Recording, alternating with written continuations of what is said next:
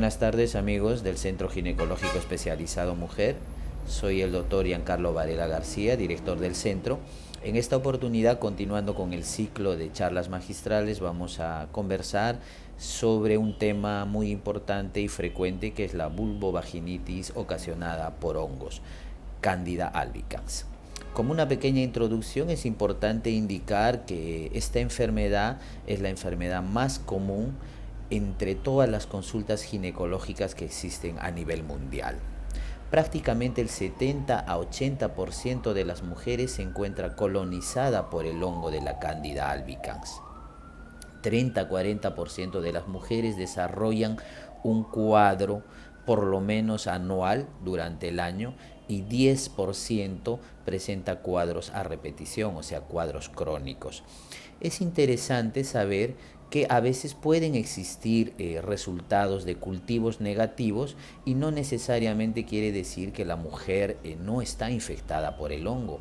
Esto es importante porque para que un cultivo salga positivo se necesita un número determinado de hongos en la muestra. A veces este número de hongos no es la muestra o el tamaño adecuado, entonces los cultivos son reportados como negativos, pero hay que considerar que a veces la mujer, estando infectada por el hongo, puede tener cultivos negativos. ¿Cuáles son las fuentes de infección? Las fuentes de infección empiezan desde el momento del parto, o sea, desde el periodo perinatal. En el momento del parto, el bebé o el feto puede contaminarse en el canal vaginal y adquirir los hongos y a partir de ese momento estar colonizado. Puede también infectarse con el contacto piel a piel en mujeres, por ejemplo, que son un poco gorditas y que tienen de alguna manera maceración, por ejemplo, a nivel de los surcos intermamarios, y cuando el bebito lacta la leche puede también contaminarse con hongos. Igual el contacto con otras personas puede ser una causa de la contaminación perinatal, o sea, al momento del nacimiento. Existen causas postnatales y la causa más importante de contaminación postnatal es la propia vagina de la mujer. Es importante saber esto porque muchos consideran a los hongos como una enfermedad de transmisión sexual, cuando la fuente más común de contagio es la propia vagina de la mujer. En la vagina de la mujer viven los hongos, existe la Candida albicans, pero está controlada por la propia flora vaginal, o sea, por nuestras propias defensas, que no permiten que proliferen en un número que puedan causar infecciones. Estos hongos, una vez que proliferan o que colonizan la vagina por múltiples factores, pueden causar problemas a nivel vaginal, a nivel vulvar o a nivel perianal, o sea, la piel y la zona que está alrededor de la vagina, causando muchas molestias, sobre todo el prurito y el flujo vaginal. ¿Cuáles son los factores que de alguna manera desencadenan esta enfermedad? Existen múltiples factores, pero es importante clasificarlos en dos grupos. Los factores que favorecen la multiplicación del germen o del hongo y los factores que favorecen la transformación en hifas o micelios. ¿Qué quiere decir esto? Es ya conocido que el hongo tiene dos formas de presentación. Una forma inicial que conocemos como levaduras, y estas levaduras no tienen tanto poder como para lesionar o para producir enfermedad, porque no penetran de manera adecuada la mucosa vaginal y no causan tantas molestias. Y la otra forma es la forma de hifas o de micelios, donde en esta forma sí el hongo es muy virulento y es capaz de penetrar la mucosa vaginal y ocasiona todas las molestias propias de una infección vaginal. Entonces, ¿cuáles son los factores que favorecen la multiplicación de los hongos? Existen múltiples factores. El primer factor son los carbohidratos que se encuentran a nivel vaginal, específicamente el glucógeno. Toda mujer contiene glucógeno, que es una forma de un carbohidrato en la vagina, que es producto de la estimulación hormonal y que de alguna manera va a ser utilizado como un combustible o una energía por la flora vaginal para de alguna manera poder subsistir. Bueno, pues este glucógeno también es una fuente que puede servir a los hongos para que puedan proliferar y causar enfermedad. ¿Y qué factores pueden ocasionar que este glucógeno se vea incrementado en la mucosa de la mujer? Sobre todo los estrógenos. Los estrógenos, tanto en la etapa fértil de la mujer, por eso que en la etapa fértil son más comunes estas infecciones, porque los estrógenos se encuentran en mayores cantidades. Estos estrógenos estimulan la formación de glucógeno y por tanto estas infecciones son más frecuentes. De la misma manera, el uso de anticonceptivos pueden predisponer a que las mujeres de alguna manera sufran de problemas de infección vaginal. También se ha hablado mucho de la resistencia a la insulina. Entonces, las pacientes gorditas, las pacientes que tienen sobrepeso, las pacientes que no realizan actividad física, que son sedentarias, que tienen una dieta no balanceada, son pacientes que pueden predisponer a que haya una multiplicación de los gérmenes. Existen de la misma manera factores físicos, y estos factores físicos están relacionados sobre todo con el calor y la humedad. Entonces, las mujeres que, por ejemplo, usan ropas sintéticas, ropas de nylon, que no permiten de alguna manera una transpiración adecuada, entonces pueden predisponer a la multiplicación de los microorganismos. Asimismo, se ha visto que esto es frecuente en mujeres que usan jeans o pantalones muy ajustados. Los antibióticos también son factores que predisponen a la multiplicación de estos microorganismos. ¿De qué manera? Habíamos comentado ya anteriormente que la vagina está poblada por lo que nosotros conocemos como flora vaginal. La flora vaginal son las llamadas bacterias buenas. Estas bacterias buenas, cuando se encuentran en su número adecuado, compiten con otros microorganismos patógenos o que causan enfermedad, por ejemplo el hongo, compiten por los nutrientes, entonces no permiten que otros microorganismos proliferen. Cuando nuestra flora vaginal disminuye, entonces es mucho más fácil para el hongo encontrar los nutrientes adecuados y causar infección. Asimismo, la flora vaginal, estas bacterias buenas, producen una serie de sustancias que son sustancias supresoras del crecimiento del hongo. Por tanto, cuando se utilizan antibióticos, eliminamos la flora vaginal y predisponemos a que haya una infección por hongos. Existen del mismo modo enfermedades inmunológicas, o sea, por ejemplo, pacientes que tienen enfermedades crónicas tipo diabetes, hipertensión, pacientes fumadoras, pacientes que de alguna manera consumen alcohol, pueden disminuir sus defensas y predisponer a que exista una colonización por hongos. Y un factor muy importante es el estrés. Está ya comprobado que el estrés o la ansiedad o la falta de un control emocional adecuado disminuyen las defensas y como consecuencia se predispone a la multiplicación por hongos. Entre los factores que de alguna manera facilitan la transformación, como habíamos comentado, de las levaduras a los micelios, que son las formas de alguna manera más virulentas de la enfermedad, tenemos el pH vaginal. El pH vaginal normal es de 4 a 4.5. Cuando este pH vaginal se ve alterado por el uso de sustancias como antibióticos, jabones o algunas enfermedades, esto predispone a que de alguna manera el hongo se transforme de su forma de levadura, que es una forma más benigna, a la forma micelar, que es una forma más virulenta. Asimismo, se ha comprobado que la progesterona es un factor que predispone a la transformación de la levadura hacia el micelio. Es por eso que a veces los síntomas de los hongos o del prurito, la picazón, el flujo vaginal, el dolor durante las relaciones sexuales, la inflamación que ocasionan estas infecciones, se hacen mucho más frecuentes en la fase premenstrual, o sea, unos días o una semana antes de la menstruación, que es el momento donde de alguna manera la progesterona se encuentra en mayor cantidad. Igual durante el embarazo.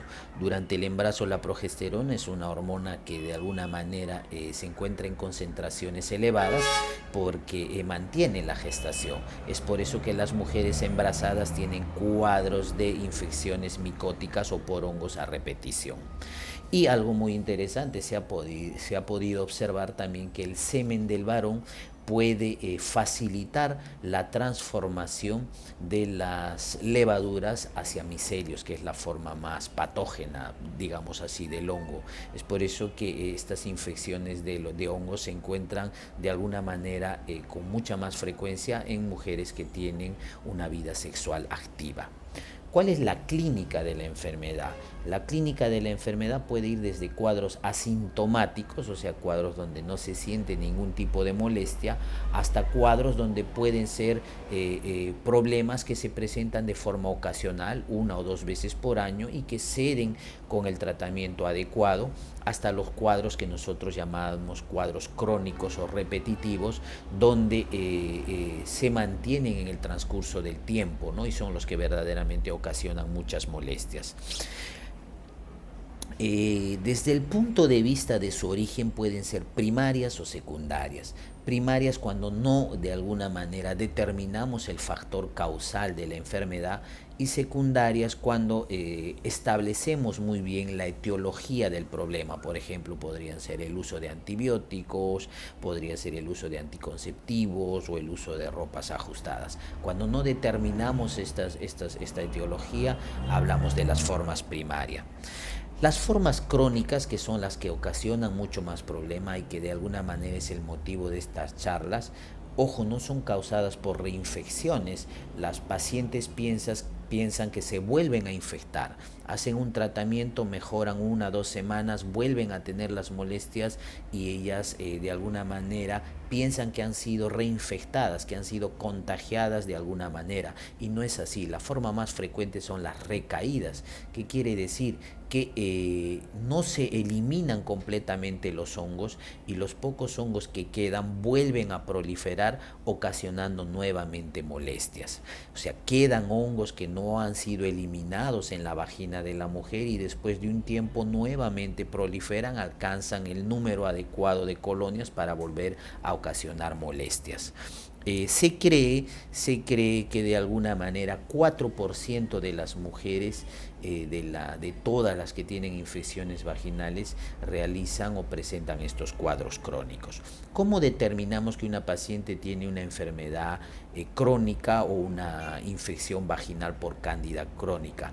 Cuando en un año presentan 4 o más cuadros de infecciones por hongos, pero que han sido confirmadas por cultivos. Entonces, si nosotros tenemos a una mujer que acude a la consulta y ha desarrollado 4 o más episodios de infección vaginal por hongo, que ha sido confirmada por un cultivo, nosotros lo clasificamos como un cuadro crónico, que es verdaderamente muy molestoso, ¿no? Además, hemos visto que estos cuadros crónicos están asociados en algunas pacientes a cuadros respiratorios, o sea, pacientes que por ejemplo sufren de rinitis alérgica, pacientes que tienen a veces cuadros de faringitis a repetición o asma. Existe una asociación entre los cuadros respiratorios crónicos y la persistencia de infecciones vaginales crónicas. ¿Cuál es el tratamiento que deben recibir las parejas? Acá es muy importante destacar que hay tratamientos que verdaderamente ya están comprobados y confirmados que no tienen de alguna manera ningún beneficio en el tratamiento de los cuadros crónicos, y por ejemplo es el tratamiento de la pareja. Entonces, una pareja que sea tratada cuando la mujer tiene un cuadro crónico, y más aún si la pareja no tiene síntomas, verdaderamente no mejora o no ayuda en la evolución de la paciente. Entonces, esto verdaderamente ya ha quedado desfasado, en vista de que, como vuelvo a repetir, no es una infección de transmisión sexual, ¿no? Entonces es un problema que generalmente nace en la propia paciente por múltiples factores que condicionan a que se den de alguna manera los factores necesarios para que se pueda producir la enfermedad. Lo que sí da resultado es la quimioprofilaxis y la hiposensibilización. ¿A qué se refiere cuando hablamos de quimioprofilaxis? Las personas que tienen cuadros crónicos a repetición han visto que se puede mejorar, primero teniendo una dieta adecuada, donde se reduzca un poco el consumo de carbohidratos, donde tengamos mucho cuidado de la humedad, donde haya actividad física, donde manejemos un índice de masa corporal adecuado. Hemos visto que el calor y la humedad son factores predisponentes, así que una persona que de alguna manera tiene un índice de masa corporal adecuado y que realiza actividad física y que se cuida, tiene menos posibilidades desde todo punto de vista de controlar tiene más posibilidades desde todo punto de vista de controlar estos cuadros, porque va a estimular sus defensas, va a tener menos grasa, así que va a haber menos transpiración, va a haber mucho menos factores para que haya colonización de hongos en la piel. Pero es importante hablar de la quimioprofilaxis en relación a lo siguiente. Se ha podido comprobar que las pacientes que reciben a partir del quinto día del ciclo, una vez que empieza la regla, a partir del quinto día del ciclo, ketoconazol a dosis de 400 miligramos vía oral cada 24 horas por 5 días durante un periodo de 6 meses a un año, encuentran mejoría. Esta es una quimioprofilaxis larga que hay que realizarla durante este periodo de tiempo, viendo la evolución del paciente. Este tratamiento vía oral sobre todo estaría destinado a atacar las formas colónicas de la enfermedad. Sabemos que la Cándida albicans se aloja en el intestino y a partir de ahí puede haber una reinfección o una recaída, ¿no? Entonces estas medicinas están destinadas sobre todo a las formas que son extravaginales. Y a partir del día 14-15 del ciclo se pueden administrar óvulos de nistatina, ¿no? Cada 12 horas durante un periodo de 3 días. Entonces las vamos controlando de esa manera durante 3-6 meses y retiramos la quimioprofilaxis para ver de alguna manera cuál es la evolución sin tratamiento. La mayoría va bien, pero son tratamientos largos que hay que tenerlos en cuenta. En relación a la hiposensibilización, lo que se hace es que en estas pacientes crónicas donde se encuentra asociado un factor respiratorio, se tiene que trabajar de la mano con un médico especialista de alguna manera en el proceso de alergias, para que se puedan ir administrando vacunas hipoalergénicas. ¿Qué son estas vacunas hipoalergénicas? En realidad son las mismas sustancias que ocasionan la enfermedad, entonces se van colocando pequeñas dosis crecientes y graduales de este alergeno para que el organismo vaya creando una tolerancia y una resistencia a través de la formación de anticuerpos, y esto de alguna manera se ha visto que ayuda a que los cuadros crónicos sean controlados. Como se habrán podido dar cuenta, es una enfermedad compleja, es una enfermedad difícil de tratar, ya que de alguna manera no es tanto el germen, no es tanto el hongo el que de alguna manera determina la cronicidad del problema, ¿no? Sino es el huésped, o sea, es la persona que a través de alteraciones tanto metabólicas o inmunológicas, alteraciones a nivel de su flora vaginal, es la que condiciona a que el cuadro se haga crónico, ya que el hongo, como siempre lo hemos dicho, es un agente oportunista, es un agente que va de alguna manera aprovechar las condiciones o los factores de las defensas o alteraciones a nivel de la flora vaginal de la propia mujer para poder ocasionar la enfermedad. Eso es todo en relación a este tema. Espero que haya sido de ayuda para ustedes y que haya podido resolver las dudas que tienen en relación a este problema. Nosotros estaremos subiendo este video en nuestro canal de YouTube y estamos atentos a sus preguntas, a sus inquietudes para poder resolverla. Los esperamos el próximo miércoles con un tema también interesante. Ya hablando de la parte obstétrica, vamos a comentar sobre la ecografía genética. O sea, esta es la primera ecografía importante que se realiza en toda mujer que está embarazada. ¿Para qué sirve la ecografía genética? ¿En qué nos ayuda la ecografía genética? ¿En qué momento debe realizarse la ecografía genética? Y en caso esta ecografía genética salga alterada, cuáles son los pasos que debemos seguir, qué consejería debemos tener en relación a este examen que es tan importante. Los espero el próximo miércoles. Soy el doctor Giancarlo Varela. Espero los haya podido ayudar. Un abrazo para todos ustedes. Muchas gracias.